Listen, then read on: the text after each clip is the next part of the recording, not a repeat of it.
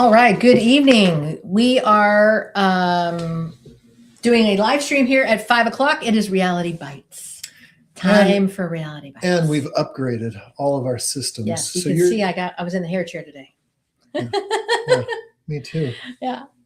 Listen, if you are a Generation X homeowner, maybe sitting on some equity, this might be a conversation that you may or may not have already had or might want to consider. That's why we're bringing you this information tonight. Yeah.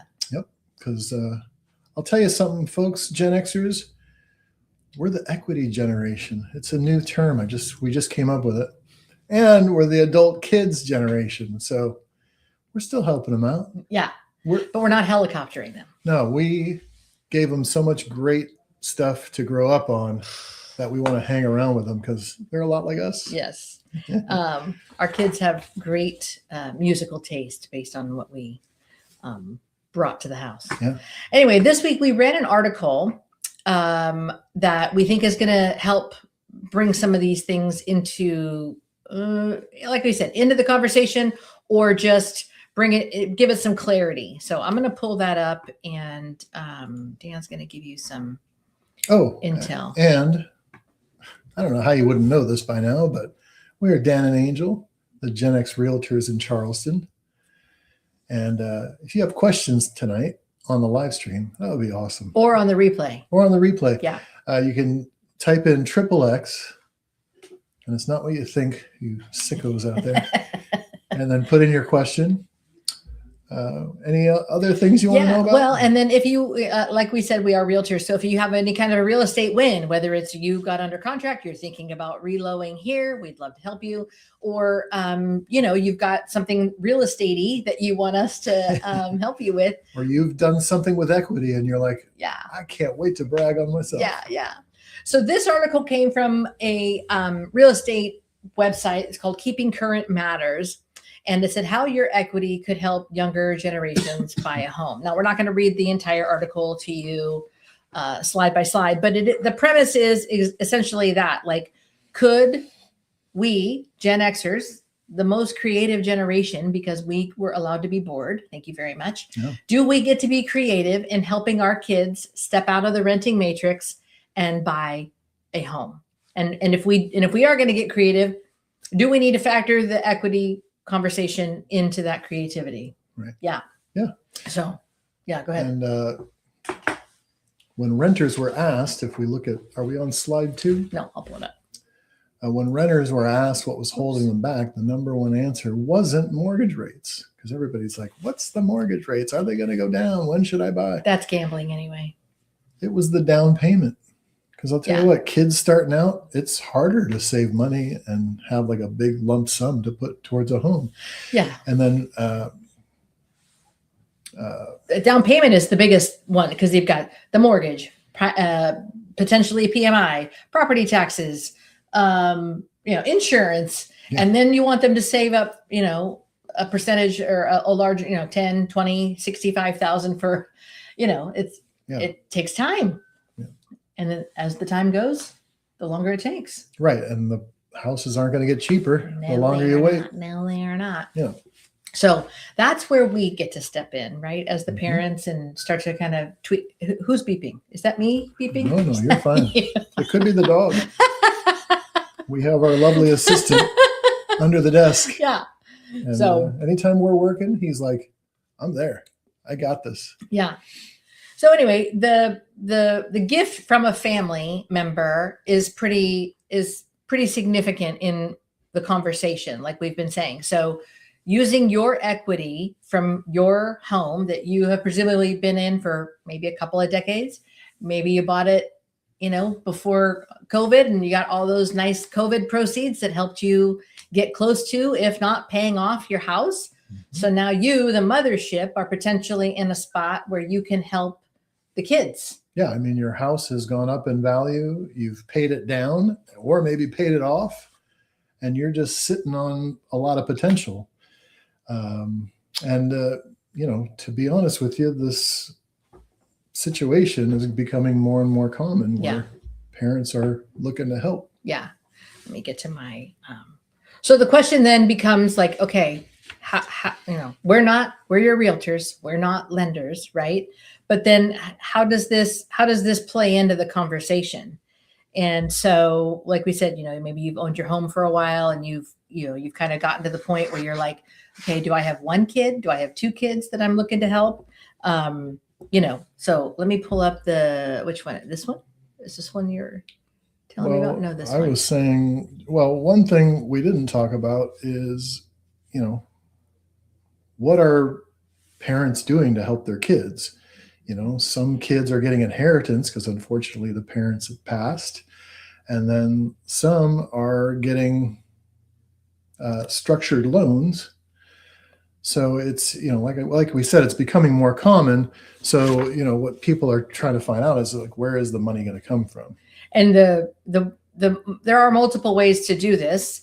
And you can, be in a position where if you've got more than one kid and you want to make it so that it's something that they repay you for, that's another way to do it. It may not be a gift that you give straight out. Maybe it's something like a down payment assistance program where, like, from a government perspective, the down payment assistance programs, you pay it back on some of them when you sell the house. Right. So maybe you're putting a situation of like, okay, this is, it's just him and his, wife. They don't even have any kids yet. This isn't going to be a house they're going to be in 10 years. Right. They're going to move up. So you put a parameter in place that says, okay, when you guys sell that house and move to the next one, pay me back then. Yep. And so there's a lot of ways that you can, or you can do it where they're paying the equity. You're going to take out the equity, you're going to have a payment to pay it back. They pay that payment. They pay you instead of the bank, right? Right. I mean, kind of honestly, the parents are going to have better interest rates. Yeah, isn't that the truth? As us Gen Xers, you might be thinking, well, that's my retirement security. But, isn't it cool to be in a position where you're with your kids and you're in a position where you can help your kids? Because here's the thing, your kids aren't going to like turn their backs on you. Yeah. When you get old, they're going to be like, well, shoot, they helped us get into our first home. Let's return the favor and take care of them. Now we're more financially stable. We got a cool house. Our payments are low enough. It's not we have to save it for ourselves. We can't share it with our kids because our kids are going to back us up just like we back them up. Presumably. Yeah. Yeah. Right. If we played our cards right. Well, and as Gen Xers, we all know that from growing up, we were problem solvers. We had no resources and a ton of time. So we were allowed to be bored. If something needed to be solved, we could solve it. Yeah. And, as far as what we can have influence on, I mean, we don't have, if we go to slide 5. Oops, I'm sorry. I pulled up slide 4. We don't have influence on the mortgage rates. We don't have influence on the prices of homes. Oh, wait, is it this one? I'm sorry. That's all right. Yeah. But this one. We might be able to help them with the upfront costs. And that's where equity really becomes a viable option. And, families are already doing it. Yeah, look at this. More first-time home buyers are getting help from family using the source of a down payment for the first-time home buyer. So close to 20% are getting gifts from relatives or friends. 8% are using, like Dan said, the money from an inheritance. And 3% are receiving a loan from a relative or friend. Relative or friend, that would be us. And so actually we could combine all of these and be all of it. Like it could be part of their inheritance early. Right. You could make it a loan. It could be a gift. But if you don't have an investment to pull from and you're sitting on equity and you've got 1 or 2 kids that's on the cusp of trying to get out of the renting matrix, why not tap it and come up with a way to structure that so that they don't feel, so it doesn't change your Thanksgiving dinner conversation, to use a Dave Ramsey line. That can be a little sticky of like, oh, that's nice. They owe me money. And look at what look at the gift that they just gave to their whatever. Like you don't want to add that element in. You want to make it as clean as possible. If you're the Gen X parent, you don't want to be coming over for Thanksgiving going, oh, what a lovely house I helped pay for. Yeah. Ick. That's creepy. Vomit. I would be, here's your money back. Yeah, how fast can I pay you How back? fast can I get you out of my life? Yeah. Anyway, oh, I'm sorry. Slide 5, babe. You wanted to talk about that. Did I miss a point? No, we're doing good. All right. Ooh. All right. So this isn't really where we get to be helicopter parents and like rescue our children, right? This is where we're showing them that we want to help them. We're not doing the like, well, you came over and what's for dinner? And isn't this cute? Didn't I help buy that? Or didn't I help set that up? It's so that you can watch them go bigger, better, awesomer with their life, right? Sometimes that's all they want is just to get out of your house. So let's help them get out of your house. Yeah. Get your Because they're always, we're moved in to save money. And then like, does that ever have an end date? No. It's like, it needs to have an end date. I want to get my 55 and up on. And, we want to be clear there, equity is one way to help. It's not the only way. Yeah. But nearly 1 in 5 of these families, going back to that slide, 1 in 5, what's the number there? 1 in 5 first-time buyers are using family assistance. 1 in 5. Yeah. That's significant. So, and if you have an investment that you can pull from, obviously that would be a cleaner help, right? It would be like, here you go. You're probably not going to have near the fees that you would think. And here you go, son, daughter, here's 20 grand for your down payment or whatever the case may be. Well, and it's clean. Yeah. And some families have retirement accounts set up where they have to draw money from it. So it's like, what better way to use it than I don't want to get penalized. I need to take it out. Let me move it to my kids and help them thrive. You know? And it's, we're trying to be helpful and generous and not sink the mothership at the same time. Right. We don't want to sink the mothership. We want to let them know that we're their backup and we're here to help. And if we can do something clean, like an investment, awesome. If we can't, there's your home equity positioning. Well, and as far as the home equity, there is the HELOCs where you can get, draw from. That is your home equity line of credit. Yeah. Or you can do in some cases, you could do a cash out refinance. And, you kind of have to think it through to figure out long-term what's going to be a better solution for you. And again, we are your realtors. We are not your investors. So this video actually is sponsored by our VIP strategy call. So with that, pardon the dog making his way in the middle of this live stream. If in that strategy call, you would like us to have one of our local lenders help you, because we don't know where you're watching from. You can let us know in the comments where you're watching from. But if you're not considering doing this in the Charleston area, then we could still set up a strategy call with one of our local lenders to kind of work out some of your ins and outs if that's what you need. I mean, we're trying to do this as a way to help and provide, answers to some of those questions that you might be having. So again, this video is sponsored by our strategy VIP call. It's in the description below. We'd love to do that. But right now, hang on, Dan. Let's go. You know what time it is? What time is it? It's GenX Fun Fact. GenX Fun Fact. And the dog is, I apologize if I seem distracted, but the dog is in high need of attention. Needs to go for a walk. Okay, GenX Fun Fact. All right. I'll make it quick. I'll make it simple. Down and dirty. 1984. Oh, a good year. What was the most popular dance craze? 84. Breakdancing. Correct. Yeah. Anytime I see a big piece of cardboard in the garage, I'm like, I think I can do it. What tripped me out is the people that would spin on their top of their heads. Oh my gosh. It's like, I mean, I got enough problems. I don't need to be rubbing all my hair off.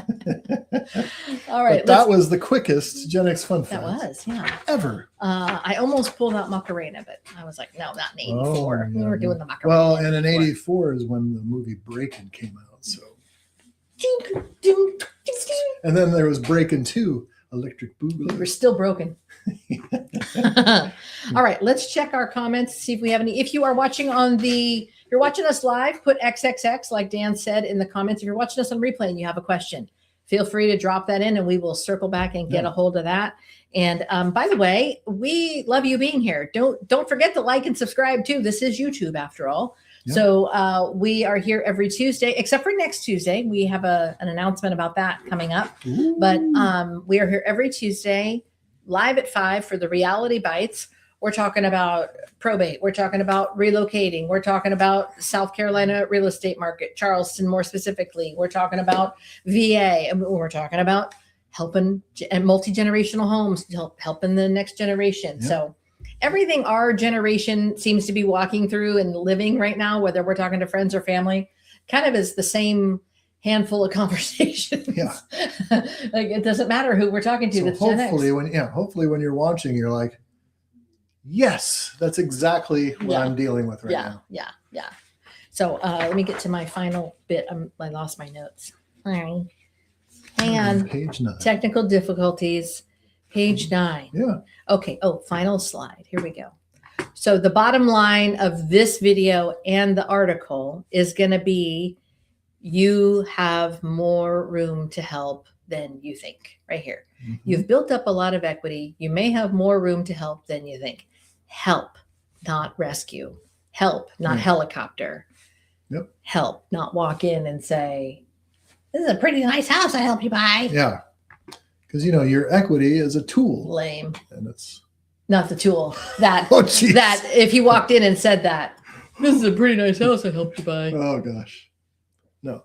Tell your kids if you're going to say that before you shake hands on the deal, because they'll be like, no, we'll figure it out. Well, to recap, before Dan gives his points, so you could do a pull out of your investment. Nice, easy, clean.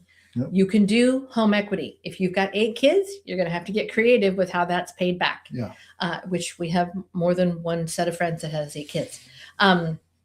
If you are, just going to do it for, the 1 or 2, and you want it to be something that they pay you back when they sell. Mm-hmm. These are just a few options, but again, like you were saying, it's a tool. As a tool, you're not obligated to offer that assistance, but we're just saying, like, you may be able to, and you may not have thought about using the equity in your home to do it. I mean, the article is right there, how equity could help younger generations buy a home. So it's not just our channel and our we're all talking about this right now. We're all in the, I don't want to say in the weeds, because no, but it's not bad. My mom is still alive, and she's like, you know what? I want to give you guys financial help here and there because I want to see you enjoying it. I want to see you, thriving because of it. And, it's like, it doesn't do me any good to have you spending it all after I'm gone. And that's although there's not a lot of people that feel that way.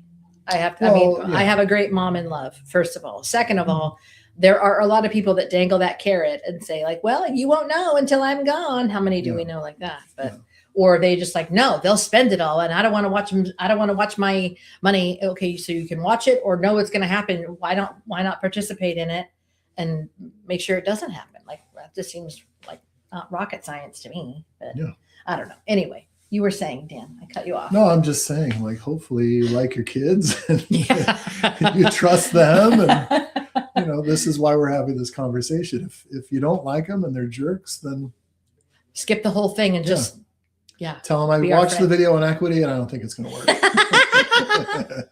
But if you do have any other questions that we can answer for you, feel free to drop those in the comments below. XXX will trigger us to go back and see it easier than searching.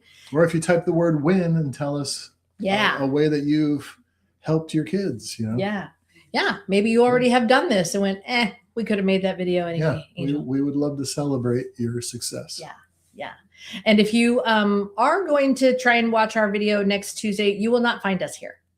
We are going to be on a trip with our son's school. So we are skipping the first live stream of March, but we have great stuff planned for the next few weeks. And hey, look at people are texting about it already. Yeah. Let me turn that off. Hey, and if St. Patrick's Day falls on a Tuesday, oh boy, you're going to see some on like Donkey Kong serious stuff. Yeah. So we appreciate you being here. Anything? Did we cover all of our notes, Dan? You're great. Yeah. No. We appreciate you being here, and we will see you in 2 weeks. Peace out. Bye.